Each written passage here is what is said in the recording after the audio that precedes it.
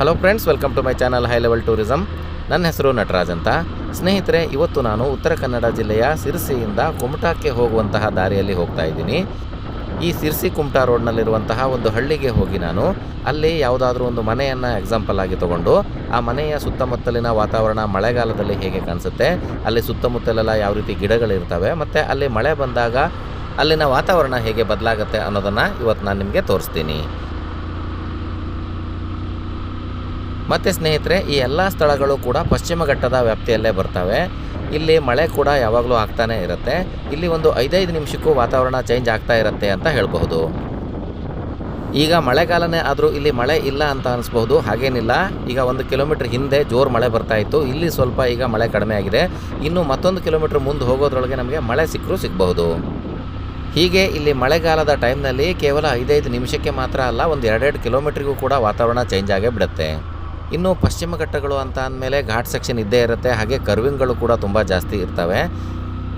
ಮತ್ತು ಈ ಟೈಮ್ನಲ್ಲಂತೂ ವಾಟರ್ ಫಾಲ್ಗಳು ನಿಮಗೆ ಎಲ್ಲಿ ನೋಡಿದ್ರೂ ಕಾಣಿಸ್ತವೆ. ಅಂದರೆ ಎಲ್ಲ ಗುಡ್ಡದ ಮೇಲೂ ಕೂಡ ಸಣ್ಣ ಸಣ್ಣಕ್ಕೆ ನೀರು ಬೀಳ್ತಾ ಇರೋದು ಕಾಣಿಸುತ್ತೆ.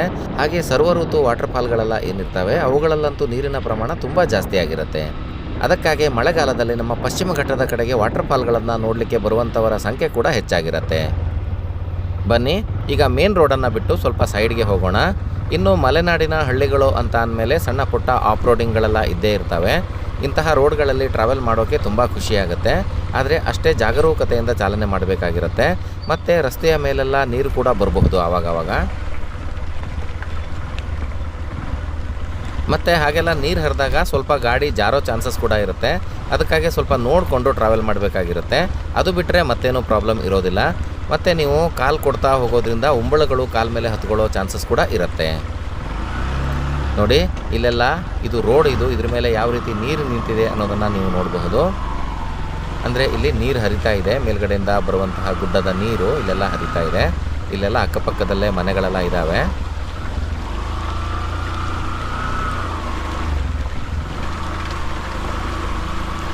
ಬೈಕು ಸ್ಕಿಡ್ ಆಗದೆ ಇರೋ ಥರ ನಿಧಾನವಾಗಿ ಹೋಗಬೇಕಾಗಿರುತ್ತೆ. ಯಾಕಂದರೆ ಗುಡ್ಡದಿಂದ ನೀರು ಹರ್ಕೊಂಡು ಬರ್ತಾ ಇರಬೇಕಾದ್ರೆ ತನ್ನ ಜೊತೆ ಕಲ್ಲು ಮರಳು ಅವನ್ನೆಲ್ಲ ತರುತ್ತೆ. ಅದಕ್ಕಾಗಿ ಇಲ್ಲಿ ಸ್ವಲ್ಪ ಜಾರೋ ಚಾನ್ಸಸ್ ಕೂಡ ಇರುತ್ತೆ.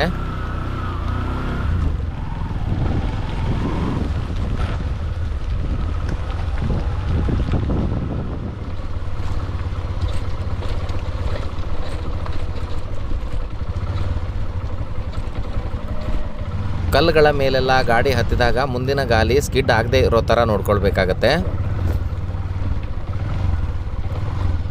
ಇನ್ನು ಎಲ್ಲಾದರೂ ಸ್ವಲ್ಪ ಚೂಪಾದ ಕಲ್ಲುಗಳಿವೆ ಅಂತ ಆದರೆ ಸ್ವಲ್ಪ ಸೈಡಿಂದ ಹೋಗೋದು ಉತ್ತಮ. ಮತ್ತು ಕೆಲವೊಂದು ಹಳ್ಳಿಗಳಲ್ಲಿ ಕರೆಕ್ಟಾಗಿ ರೋಡೇ ಇರೋದಿಲ್ಲ, ಕಾಲು ದಾರಿ ಮಾತ್ರ ಇರುತ್ತೆ. ಅಂದರೆ ಎಲ್ಲೋ ಒಂದು ಕಡೆ ಗಾಡಿಗಳನ್ನು ಇಟ್ಟು ಅವರ ಮನೆಯವರೆಗೆ ನಡ್ಕೊಂಡು ಹೋಗಬೇಕಾಗಿರುತ್ತೆ. ಆ ರೀತಿಯ ಕೆಲವೊಂದು ಮನೆಗಳು ಕೂಡ ಇದ್ದಾವೆ. ಈಗ ನೋಡಿ, ನಾವಿಲ್ಲಿ ಬಂದಿದ್ದೀವಿ. ಇಲ್ಲಿ ಕರೆಕ್ಟಾದ ದಾರಿ ಇಲ್ಲ. ಇಲ್ಲಿ ನಾವು ಬೈಕನ್ನು ಇಲ್ಲೇ ಇಟ್ಟು ಕೆಳಗಡೆ ನಡ್ಕೊಂಡು ಹೋಗೋಣ. ಹಾಗೆ ನಿಮ್ಮ ಬೈಕನ್ನು ಕಾಡಲ್ಲಿ ಅಥವಾ ಎಲ್ಲಾದರೂ ಹಳ್ಳಿಯಲ್ಲಿ ನಿಲ್ಲಿಸಿ ಹೋಗಬೇಕಾದ್ರೆ ಅದರಲ್ಲಿ ಏನಾದರೂ ಬ್ಯಾಗು ಏನಾದರೂ ಇದ್ದರೆ ನೀವು ತಗೊಂಡು ಹೋಗೋದು ಒಳ್ಳೆಯದು. ಯಾಕೆ ಅಂತಂದರೆ ಮಂಗಗಳೇನಾದರೂ ತಗೊಂಡು ಹೋಗ್ಬಿಟ್ರೆ ತುಂಬ ಕಷ್ಟ ಆಗುತ್ತೆ ಆಮೇಲೆ. ನೋಡಿ, ಎಷ್ಟೊಂದು ಸಣ್ಣದಾದ ದಾರಿಯಲ್ಲಿ ನಾವು ನಡ್ಕೊಂಡು ಹೋಗ್ತಾ ಇದ್ದೀವಿ. ಇಲ್ಲಿ ನೆಲ ಎಲ್ಲ ಹಸಿಯಾಗಿಬಿಟ್ಟಿದೆ. ಇಂತಹ ಸ್ಥಳಗಳಲ್ಲೇ ಉಂಬಳಗಳೆಲ್ಲ ಇರೋದು ಜಾಸ್ತಿ. ಹಾಗೆ ಸಣ್ಣ ಪುಟ್ಟ ಹಾವುಗಳು ಕೂಡ ನಿಮಗೆ ಆವಾಗವಾಗ ಸಿಗಬಹುದು. ಅದಕ್ಕಾಗಿ ನೀವು ನಿಮ್ಮ ಕಾಲಿನ ಕೆಳಭಾಗದಲ್ಲಿ ಸ್ವಲ್ಪ ನೋಡಿಕೊಂಡು ಹೋಗೋದು ತುಂಬ ಒಳ್ಳೆಯದು ಅಂತ ಹೇಳ್ತೀನಿ. ನೋಡಿ, ಹಳ್ಳಿಗಳಲ್ಲೆಲ್ಲ ಈ ರೀತಿ ಗೇಟ್ ಇರುತ್ತೆ. ನೀವು ನೋಡಬಹುದು, ಇಲ್ಲಿ ಒಂದು ಮನುಷ್ಯರು ಕೂಡ ಪಾಸ್ ಆಗಲಿಕ್ಕೆ ಕಷ್ಟ ಆಗುವಷ್ಟು ರೀತಿಯಲ್ಲಿ ಸಣ್ಣದಾಗಿ ಇಲ್ಲಿ ಜಾಗವನ್ನು ಬಿಟ್ಟಿದ್ದಾರೆ. ಯಾಕೆ ಅಂತಂದರೆ ಈ ದನ ಕರುಗಳೆಲ್ಲ ಒಳಗಡೆ ಬರಬಾರ್ದು ಅಂತ ಹೇಳಿಬಿಟ್ಟು. ಈಗ ನಾವು ಗೇಟಿಂದ ಒಳಗಡೆ ಬಂದಿದ್ದೀವಿ. ಇಲ್ಲಿ ನಿಂತ್ಕೊಂಡು ನಿಮಗೆ ಒಂದು ಸಲ ವ್ಯೂ ತೋರಿಸ್ತೀನಿ. ನೋಡಿ, ನಮ್ಮ ಎದುರುಗಡೆ ಎಲ್ಲ ತೆಂಗಿನ ಮರಗಳೇ ಕಾಣಿಸ್ತಾ ಇದ್ದಾವೆ. ಹಾಗೆ ಆ ಕಡೆ ಅಡಿಕೆ ತೋಟ ಕಾಣಿಸ್ತಾ ಇದೆ. ಹಾಗೆ ಅಲ್ಲಿ ದೂರದಲ್ಲಿ ಒಂದು ಮನೆ ಕಾಣಿಸ್ತಾ ಇದೆ. ಈಗ ಆ ಮನೆ ಹತ್ರ ಹೋಗಿ ನೋಡೋಣ. ಹೆಚ್ಚಾಗಿ ಹಳ್ಳಿಗಳಲ್ಲೆಲ್ಲ ನಾಯಿಗಳು ಇರ್ತವೆ. ಇಲ್ಲಿ ನಾಯಿಗಳೇನೋ ಕೂಗೋದು ಕೇಳಿಸ್ತಾ ಇಲ್ಲ, ಎಲ್ಲಿ ಹೋಗಿದ್ದಾವೆ ಅಂತ ಗೊತ್ತಿಲ್ಲ. ಹಾಗೆ ಮನೆಯ ಜನರೆಲ್ಲ ಹಳ್ಳಿಗಳಲ್ಲಿ ಕೆಲಸಕ್ಕೆ ಹೋಗಿರ್ತಾರೆ. ಇನ್ನೂ ದೊಡ್ಡ ಮನೆ, ಒಂದು 5-6 ಜನ ಇದ್ದಾರೆ ಅಂತಾದರೆ ಮನೆಯಲ್ಲಿ ಒಬ್ಬರು ಇಬ್ಬರು ಇರ್ತಾರೆ. ಇನ್ನು ಕಡಿಮೆ ಜನ ಇದ್ದಾರೆ, ಒಂದೇ ಫ್ಯಾಮಿಲಿ ಇದೆ ಅಂತ ಆದರೆ ಮಕ್ಕಳೆಲ್ಲ ಶಾಲೆಗೆ ಹೋಗಿರ್ತಾರೆ, ಅಪ್ಪ ಅಮ್ಮ ಕೆಲಸಕ್ಕೆ ಹೋಗಿರ್ತಾರೆ. ಆ ರೀತಿಯೂ ಆಗುತ್ತೆ. ಇನ್ನು ನಾಯಿಗಳೇನಾದರೂ ಇದ್ದರೆ ಅವ್ರ ಜೊತೆ ಅವು ಕೂಡ ಹೋಗಿರ್ತವೆ ಕೆಲವೊಂದು ಸಲ. ಇನ್ನು ಕೆಲವೊಂದಿಷ್ಟು ಜನರು ಮನೆ ಹತ್ರನೇ ನಾಯಿಗಳನ್ನು ಬಿಟ್ಟು ಹೋಗಿರ್ತಾರೆ. ಸ್ನೇಹಿತರೆ, ಈ ಗಿಡವನ್ನು ನೀವು ಗುರುತಿಸೋದಾದರೆ ಕಮೆಂಟಲ್ಲಿ ತಿಳಿಸ್ಬಹುದು ಇದು ಯಾವ ಗಿಡ ಅಂತ ಹೇಳಿಬಿಟ್ಟು. ಹೀಗೆ ಮನೆಯ ಸುತ್ತಲೂ ಹಳ್ಳಿಗಳಲ್ಲಿ ಉಪಯುಕ್ತವಾದ ಗಿಡಗಳು ಇದ್ದೇ ಇರ್ತವೆ. ನೋಡಿ, ಈಗ ನಾವು ಮನೆ ಹತ್ರ ಬಂದಿದ್ದೀವಿ. ಹಳ್ಳಿಗಳಲ್ಲೆಲ್ಲ ಮನೆ ಈ ರೀತಿ ಇರುತ್ತೆ. ಈ ಮನೆಯಲ್ಲೂ ಕೂಡ ಈಗ ಚಾವಿ ಹಾಕಿ ಇಲ್ಲೆಲ್ಲೋ ತೋಟಕ್ಕೆ ಹೋಗಿದ್ದಾರೆ ಅಂತ ಅನಿಸುತ್ತೆ. ಇದು ನಮ್ಮ ಪರಿಚಯದವರ ಮನೆಯೇ. ಹಾಗೆ ನೀವು ಇಲ್ಲೆಲ್ಲ ನೋಡಬಹುದು ಯಾವ ರೀತಿ ಎಲ್ಲ ಗಿಡಗಳೆಲ್ಲ ಇದ್ದಾವೆ ಅಂತ. ಹೂವಿನ ಗಿಡಗಳಾಗಿರಬಹುದು, ಬೇರೆ ಹಲಸಿನ ಗಿಡಗಳಾಗಿರಬಹುದು, ಎಲ್ಲವುಗಳು ಕೂಡ ಇಲ್ಲಿ ಇದ್ದಾವೆ. ಹಾಗೆ ಇದು ಕಟ್ಟಿಗೆ ಮನೆ. ಇಲ್ಲಿ ಕಟ್ಟಿಗೆಯನ್ನು ಇಡ್ತಾರೆ, ಯಾಕಂದರೆ ಮಳೆಗಾಲದಲ್ಲಿ ಸೌದೆ ಒದ್ದೆ ಆಗಬಾರ್ದಲ್ಲ ಅಂದ್ಬಿಟ್ಟು. ನೋಡಿ, ಇದು ಅಂಗಳ. ಹಾಗೆ ಕೆಲವೊಬ್ರು ಏನು ಮಾಡ್ತಾರಪ್ಪ ಅಂತಂದರೆ ಅಂಗಳದಲ್ಲೇ ಒಂದಿಷ್ಟು ಗಿಡಗಳನ್ನು ಹಾಕ್ತಾರೆ. ಅದನ್ನು ಹಿತ್ತಲು ಹಾಕೋದು ಅಂತ ಕರೀತಾರೆ. ಮತ್ತು ಇಲ್ಲಿ ನೀವು ಹೂವಿನ ಗಿಡವನ್ನು ನೋಡಬಹುದು, ಚೆನ್ನಾಗಿ ಹೂ ಬಿಟ್ಟಿದೆ ಇಲ್ಲಿ. ಹಾಗೆ ಮೇಲ್ಗಡೆ ಮತ್ತೆ ತೋಟ ಇದೆ. ಹಾಗೆ ಸುತ್ತಮುತ್ತಲೂ ನಿಮಗೆ ಕೆಸುವಿನ ಎಲೆಗಳೇ ಬಹಳಷ್ಟು ಕಾಣಿಸ್ತಾ ಇದ್ದಾವೆ. ಈಗ ಇಲ್ಲಿ ಮಳೆ ಸ್ವಲ್ಪ ಕಡಿಮೆ ಇದೆ, ಆದರೆ ಎಷ್ಟೊತ್ತಿಗೆ ಮಳೆ ಬರುತ್ತೆ ಅಂತ ಹೇಳಲಿಕ್ಕಾಗಲ್ಲ. ನೋಡಿ, ಅಲ್ಲಿ ಗ್ರೀನ್ ಶೇಡ್ ನೆಟ್ ಏನಿದೆ ಅದರೊಳಗೂ ಕೂಡ ತರಕಾರಿಯನ್ನು ಬೆಳೆದಿದ್ದಾರೆ. ಹಾಗೆ ಮನೆಯ ಮುಂದ್ಗಡೆ ಇಲ್ಲಿ ಸ್ವಲ್ಪ ಜಾಗದಲ್ಲಿ ಸುತ್ತಲೂ ಬೇಲಿಯನ್ನು ಹಾಕಿ ಸಣ್ಣದಾದಂತಹ ಒಂದು ಕೈತೋಟವನ್ನು ಮಾಡಿಕೊಂಡಿದ್ದಾರೆ. ಇದರಲ್ಲಿ ಇವರು ತರಕಾರಿ ಗಿಡಗಳನ್ನು ಹಾಗೆ ಬಳ್ಳಿಗಳನ್ನು ಬೆಳೆದಿದ್ದಾರೆ. ಅಂದರೆ ಮಳೆಗಾಲದ ಟೈಮ್ನಲ್ಲಿ ಇವರೆಲ್ಲೂ ದೂರದ ಸಂತೆಗಳಿಗೆ ಹೋಗಿ ತರಕಾರಿಯನ್ನು ಕೊಂಡ್ಕೊಬರಬೇಕಾಗಿಲ್ಲ. ಎಲ್ಲ ತರಕಾರಿಗಳು ಇಲ್ಲೇ ಬೆಳೀತವೆ. ನೋಡಿ, ಇದರಲ್ಲಿ ಇವರು ಬಸಳೆ ಬಳ್ಳಿಯನ್ನು ಹಾಕಿದ್ದಾರೆ. ಹಾಗೆ ಒಂದು ಮೆಣಸಿನ ಗಿಡ ಕೂಡ ಇದೆ.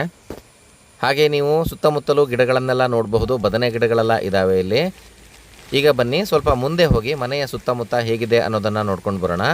ನೋಡಿ, ಇಲ್ಲಿ ಇವರು ಬಟ್ಟೆ ತೊಳಿಲಿಕ್ಕೆ ಕಲ್ಲನ್ನು ಹಾಕ್ಕೊಂಡಿದ್ದಾರೆ. ಇಲ್ಲಿ ಬಟ್ಟೆಯನ್ನು ತೊಳಿಬಹುದು, ಪಾತ್ರೆಯನ್ನು ತೊಳಿಬಹುದು. ಹಾಗೆ ಇಲ್ಲಿ ನೀವು ಬೇರ್ ಹಲಸಿನ ಮರವನ್ನು ನೋಡಬಹುದು. ಇದರಲ್ಲಿ ತುಂಬ ಚೆನ್ನಾಗಿ ಬೇರ್ ಹಲಸು ಬಿಡುತ್ತೆ. ಇವರ ಮನೆಯಲ್ಲಿ ಒಂದು 2-3 ಬೇರ್ ಹಲಸಿನ ಮರಗಳಿದ್ದಾವೆ. ಹಾಗೆ ಇಲ್ಲೇ ಪಕ್ಕದಲ್ಲಿರುವಂತಹ ತೆಂಗಿನ ಮರವನ್ನು ನೀವು ನೋಡಬಹುದು. ಇಲ್ಲಿ ಸಾಕಷ್ಟು ಕಾಯಿಗಳು ಬಿಟ್ಟಿದ್ದಾವೆ. ಮತ್ತು ಇದು ನಮ್ಮ ಕೈಗೆ ಸಿಗುವಷ್ಟು ಎತ್ತರದಲ್ಲೇ ಇದೆ. ಇದು ನೋಡಿ, ನೀವು ಇಲ್ಲಿ ನೋಡ್ತಾ ಇರೋದು ಈಗ ಈ ಮನೆಯ ಹಿತ್ತಲ ಕಡೆ ಅಂತ ಹೇಳ್ತೀವಿ. ಅಂದರೆ ಮನೆಯ ಹಿಂಭಾಗದ ಬಾಗಿಲು ಇದು. ಈ ಬಾಗಿಲಿಂದ ಹೊರಗೆ ಬಂದ ಕೂಡಲೇ ಒಂದು ಸ್ವಲ್ಪ ಜಾಗ ಇದೆ ಇಲ್ಲಿ. ಏನಾದರೂ ನಾನ್ ವೆಜ್ಜನ್ನು ಬೇಯಿಸೋದಾದರೆ ಹೊರಗಡೆನೇ ಬೇಯಿಸ್ತಾರೆ ಕೆಲವೊಂದಿಷ್ಟು ಜನ. ಹಾಗೆ ಇವರ ನೀರಿನ ವ್ಯವಸ್ಥೆಯನ್ನು ನೀವು ನೋಡಬಹುದು. ಕೆಳಗಡೆ ನೀರು ಹರಿತಾ ಇದೆ. ಇದು ವರ್ಷದಲ್ಲಿ 365 ದಿವಸನೂ ನೀರು ಇಲ್ಲಿ ಇದೇ ರೀತಿ ಹರಿತಾ ಇರುತ್ತೆ.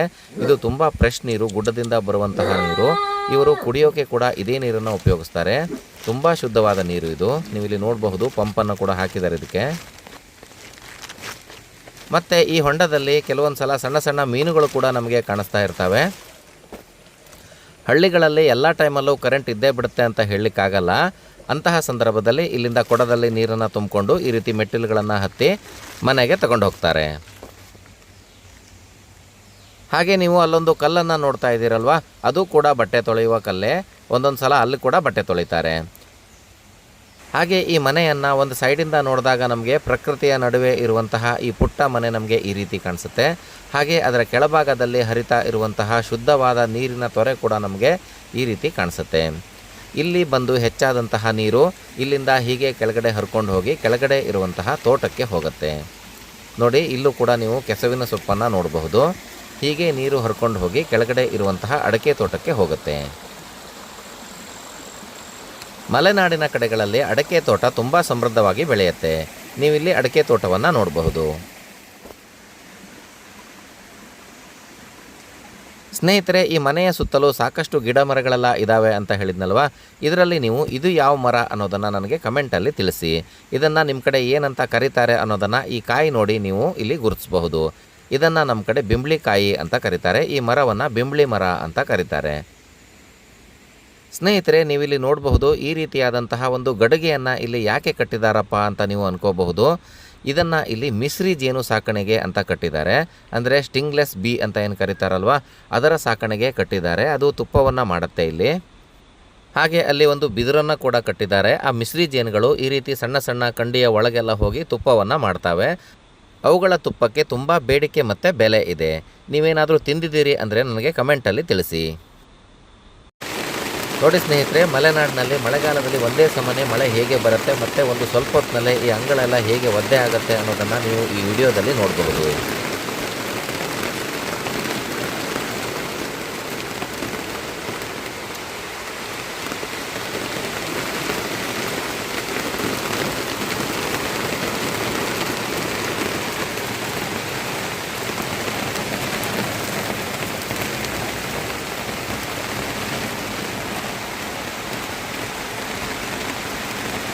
ಇದ್ದಕ್ಕಿದ್ದಂತೆ ಒಂದೇ ಸಮನೆ ಮಳೆ ಬಂದು ವಾತಾವರಣ ಕೂಡ ಚೇಂಜ್ ಆಗಿಬಿಡುತ್ತೆ.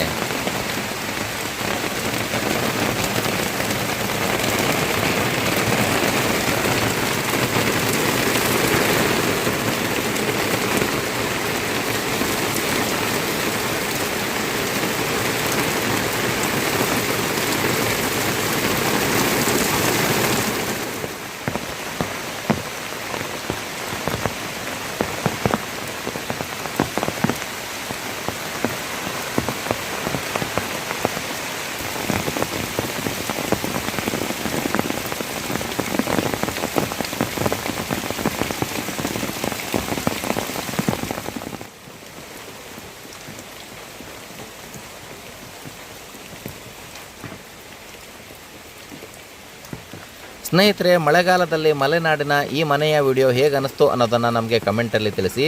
ಈ ವಿಡಿಯೋ ಇಷ್ಟ ಆದರೆ ಲೈಕ್ ಮಾಡಿ, ನಿಮ್ಮ ಫ್ರೆಂಡ್ಸ್ ಜೊತೆ ಶೇರ್ ಮಾಡಿ. ಹಾಗೆ ನೀವು ನಮ್ಮ ಚಾನಲ್ಗೆ ಮೊದಲನೇ ಸಲ ಬರ್ತಾ ಇದ್ದೀರಿ ಅಂತಾದರೆ ನಮ್ಮ ಈ ಚಾನಲನ್ನು ಸಬ್ಸ್ಕ್ರೈಬ್ ಮಾಡ್ಕೊಳ್ಳಿ. ಈ ವಿಡಿಯೋವನ್ನು ಇಲ್ಲಿವರೆಗೆ ನೋಡಿದ್ದಕ್ಕೆ ತುಂಬ ಧನ್ಯವಾದಗಳು.